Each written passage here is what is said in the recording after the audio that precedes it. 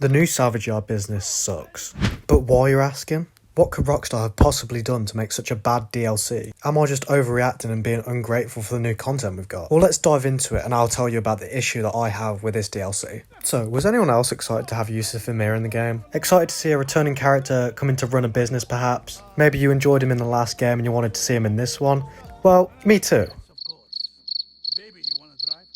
Until Rockstar decided to take him away after literally 2 minutes. Like, I kid you not, this guy basically has no involvement in the business. Yes, I may just be over-exaggerating there, he obviously has a bit of involvement in the business, but you get what I mean. He has literally like a few minutes worth of cutscenes and then you never really see him. See him once when you first go into the salvage yard and then you see him again once you've got your first vehicle from the robberies. Like, I'm not being funny, but this bottle of tequila right here is worth more money than what the car is worth when you sell it, so you see what I mean. It's just not a good business. Now, don't get me wrong, I really enjoyed the vehicle robberies. They were all really fun to do, they're entertaining. However, my issue is that these are going to get repetitive at some point.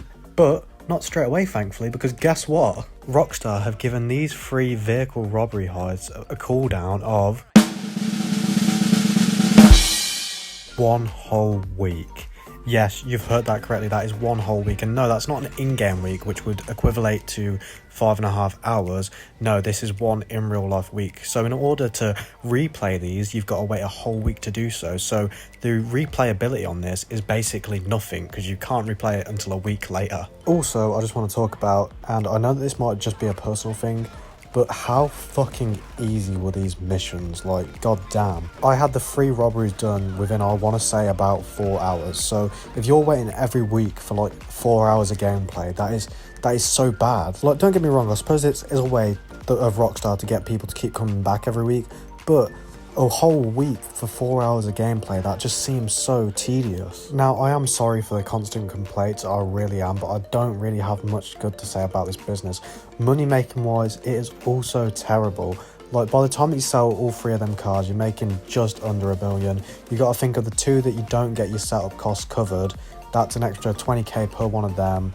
And then obviously you've got to take into account that you've got to buy the business. And if you bought the same one that I have, I spent around about 4.5 million, I want to say. So if you were looking to make your money back from this business, it's probably going to take you a while. And the only reason that this business doesn't fall dead last at the bottom of all the businesses in the game is because passively you can actually make quite a bit of money. Now, if you do, I think it's 20 of the tow truck missions, then your wall safe will earn up to $50,000 an hour.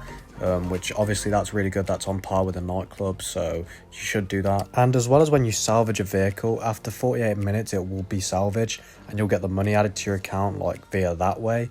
However, you have to make sure that you've actually got a vehicle by doing these missions with the tow truck.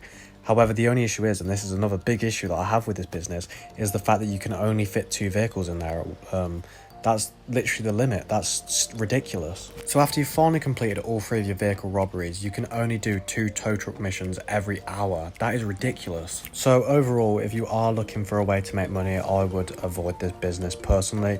If you're just looking for something fun to do, then yes, this business is great for you because it is quite fun to do, but only for a few hours, that is. Now, as much as I've slated this business, I will be doing an in-depth review of the salvage yard and I will talk about all the positives in that video.